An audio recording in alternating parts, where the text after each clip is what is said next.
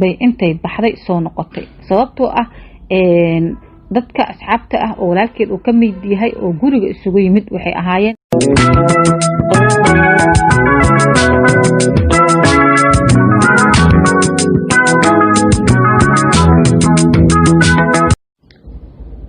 بسم الله الرحمن الرحيم. السلام عليكم ورحمة الله وبركاته. أصحاب تقاليقة سو دوادا ميلو البقى جوكتين أصحابي جانالكو وقرح دمر أوفيشيال كسو دوو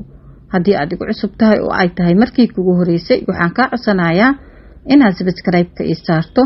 لايقنا سيدو كاليتو أصحاب تقاليقة دمانتين آدي أدين جعلهاي أصحاب تعصب إيقو بيرتنا سيدو كاليتو أصحاب تي هورو إلي جوكتنا سيدو كاليتو دمانتين soo dhawaada mininku waa minankiina ha ismartiyanina asxaabay aad iyo idin jecelahay aad ayaan ugu mahadsantihiin daawashadiina sida wanaagsan aad ii garab taagantihiin ayaa idinkaga mahad celinaya waxaan idin leeyahay jazakallah insha Allah asxaabtayda qaaliga ah soo dhawaada ayaa idin leeyahay mar walba soo dhawaada gacmo furan ku soo dhawaada iyo qalbi idin jecel asxaabta qaaliga ah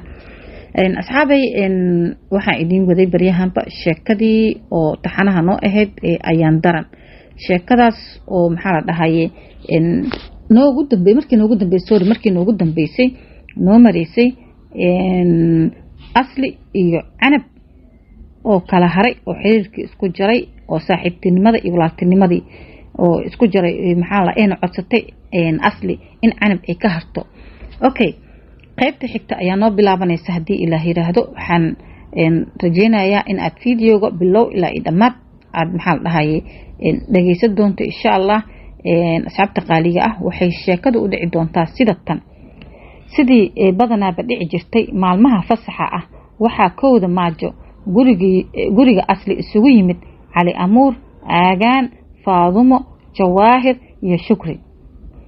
asli iyadoo aan la dareemin bay intay baxday soo noqotay sababtoo ah dadka asxaabta ah oo walaalkeed uu ka mid yahay oo guriga isugu yimid waxay ahaayeen dad asxaab ah oo sheekeysanayo oo ayagaba isku mashquulsan oo sheeko ay maxaa la bulsho ay ahaayeen okay asli intaas ay ka dhex faa'iideysatay way baxday wayna soo noqotay iyadoo wada koola faanto hal marba markii ay soo gashay la wada qoslay dhamaantooda aad ayay u qosleen markaas baa Cali Amuur ku yiri oo walaalkeed ah wuxuu ku yiri asliyay waliga ilbixi maysid oo dadka caasha macnaha lagalama soo galo waxa doonto looma keeno oo waxa la weydiiyaa qofka dooqiisa ayaa la weydiiyaa oo qofku muxuu u baahnaan karaa nin walba iyo dooqiisa ayaa la weydiiyaa ayuu ku dhahay iyo waxa uu ka helo qofka dooqiisa iyo wuxuu ka helo asay ayaa ku sheegay ilaa inteena aan wada joogno ayuu wuxuu dhahay inteenan isku dooq manihin waana run dadku haday meel wada joogaan dhamaantood isku dooq ma ahan waa la kala duwanaanaya mid kale hadii waqtigu qabow yahay ayuu dhahay yaa ku yiri martida wax qabow ayaa loo keenaa waana macnaha wuxuu ka waday xilli qabow ayaan ku jirnay maxaad noogu keentay oo noo weydiin weysay ayuu ku yiri okay oo calaashaan wax qabow noogu keentay okay asli baa kaftankii dhinaceedii ka wadatay oo tiri waan ka xumahay aniga amuurow sidaada oo kale baqayl ma ahi ay tiri oo asli waxay ahayd qof aad u faraxsan oo kaftanka yaqaano oo dabci wanaagsan ayay ahayd oo bulsho ku dhex jirto marka dadka gurigeyga marka ay yimaadaan horay baan wax ugu keenaa maanta raalli iga ahaada shaahi aad cabi jirteen lama haayo ayay tiri halayga raalli noqdo halkaas ayay waxay ku bixisay cudurdaar barashada Aagaan iyo asli muddo dheer kuma ay qaadan waayo hore bay isku yaqaaneen laba qof oo hore isku yaqaano oo hore asxaab u ah ayay ahaayeen oo wax muddo ah kuma aysan qaadan Aagaan si mushkiladihii xarbi qabsatay oo kale oo uga hortago oo si uusan u qabsanin ay macnaha uga hortago ayuu ka baaraan degay wuxuuna si fiican isku baray asli iyo eheladeedii ayuu isbaray oo si fiican ayuu u dhaxgalay gaar ahaan labadiisa waalid labadii waalid oo kaleeto oo ayuu baray iyadana macnaha waalidiinteed ayuu bartay iyadoo wuxuu baray waalidiintiisa walaalihiisa Aagaan cidiisu aad bay u jeclayd asli asagana aad ay macnaha ay u jeclaayeen aslina oo markuu baray waxay noqotay gabar ay aad u jecel yihiin wuxuuna u ahaa cidiisa baari oo aad ayuu u jeclaa wuxuu ahaa baari aan hadal ku soo celin oo ka dambeeya waalidiintiisa ayuu ahaa oo wuxuu ahaa wiil baari ah. aagaan walaashiis Zaynab oo ka hadlayso arinta Asli waxaa soo dhexmartay iyo doodan ay macnaha labadooda aagaan iyo walaashiis Zaynab ayaa wada doodaya.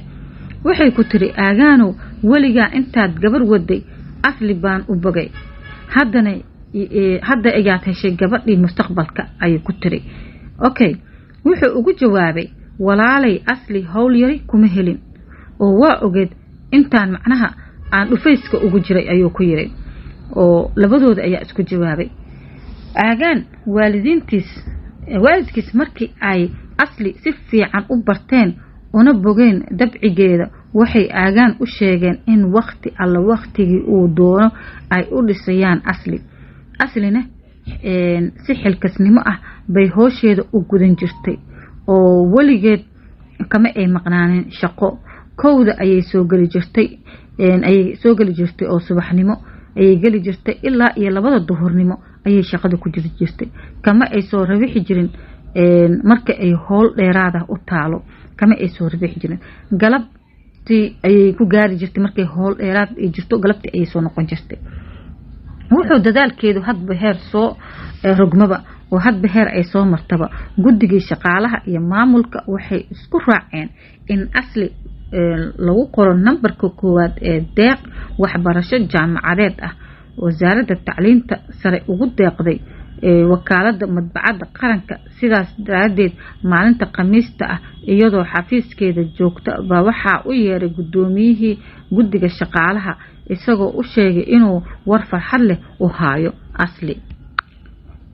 Asli waa ay soo roortay markii xafiiskii timid iyada iyo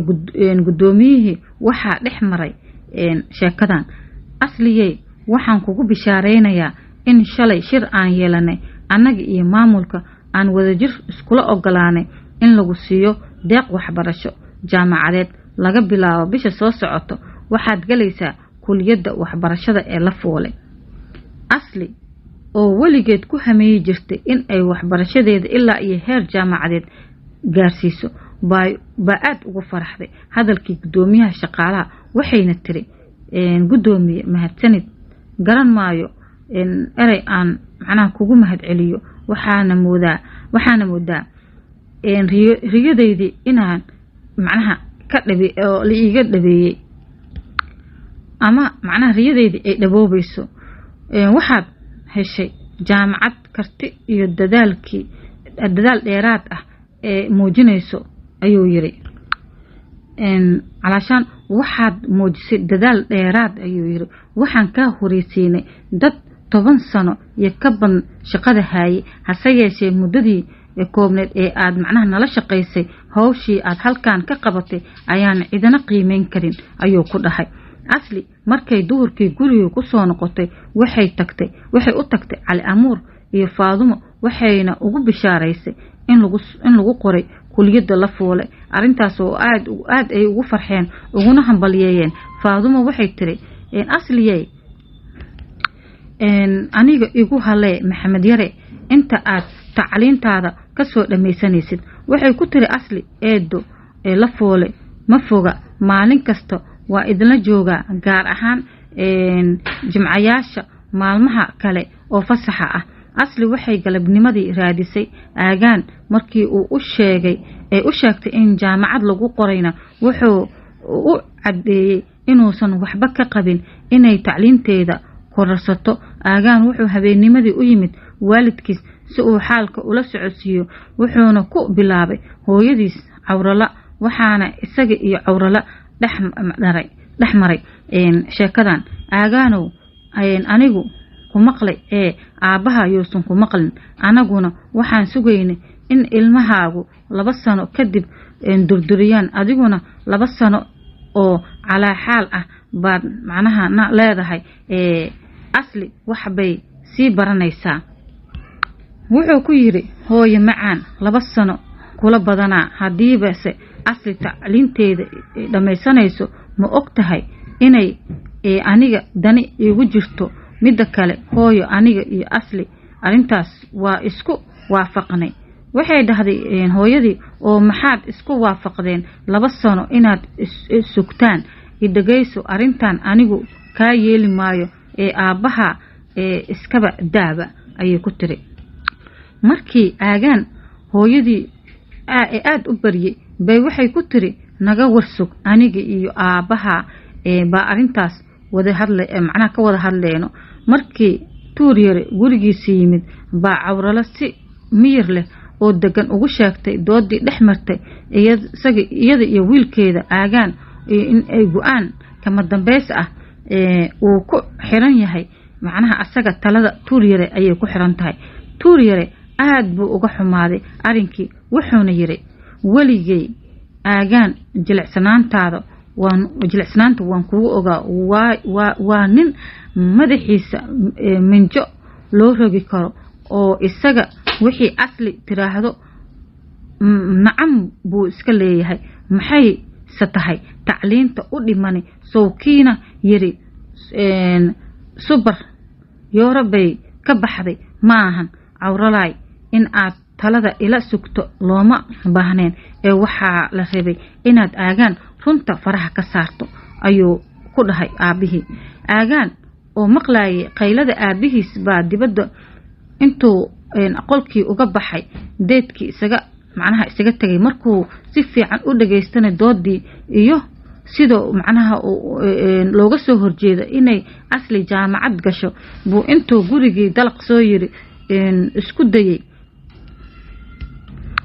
oona yiri macnaha wuxuu isku dayay oona yiri in uu dajiyo aabihiis wuxuuna yiri aabe maxaa kugu dhacay ma arintaad qalad ka fahantay waa 2 sano oo kaliya waxaad hooyo iyo aabe idinka codsanaya in aydan mushkilad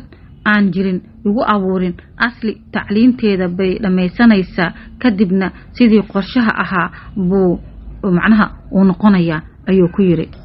okay sheekadeeni maanta halkan ayay noogu egtahay insha Allah hadii Ilaahay yiraahdo fadlan waxaan ka codsanayaa in aad subscribe-ka ii saarto oo aad maxal dhahay hadii aad tahay markii kugu horeysay like-na sidoo kale insha Allah waxa idin kaga tagayaa salaanta islaamka assalaamu calaykum wa rahmatullaahi wa barakaatuh